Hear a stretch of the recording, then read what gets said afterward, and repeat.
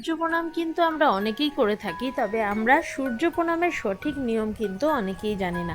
অর্থাৎ সূর্য প্রণাম করছি ক্যারিয়ারে উন্নতির জন্য, গ্রোথের জন্য, তবে নিজেদের ভুলবশত কিন্তু সূর্য প্রণাম সঠিক উপায় হচ্ছে না। তাই আজকে আমি তোমাদের সাথে শেয়ার করতে চলেছি যা যা ভুল তোমরা করে থাকো সেইগুলো।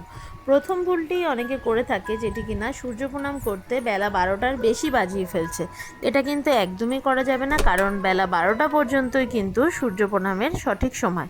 যে যত সকালে করতে পারবে সেটা কিন্তু ততই ভালো। দ্বিতীয় যে ভুলটা আমরা করে থাকি, সেটা কিন্তু আমরা অনেকেই সূর্য প্রণামের জলটা কোনো তুলসী গাছে বা কোনো কাঁটাযুক্ত গাছে দিয়ে দিই। এটি কিন্তু একদমই করা চলবে না। তৃতীয় যে ভুলটা আমরা করে থাকি, সেটা হলো আমরা সূর্য প্রণাম করার নির্দিষ্ট কোনো জায়গা না বিবেচনা করে কেউ বিছানায় বসে, কেউ স্নান সেরে সেই বাথরুমে বসেই সূর্যের প্রণাম মন্ত্র করে দিচ্ছে। এটা কিন্তু একদমই করা চলবে না। সর্বদাই পূর্ব দিকে মুখ করে ছাদে বা পরিষ্কার জায়গায় বিছানা থেকে নেমে সূর্য প্রণাম করতে হবে।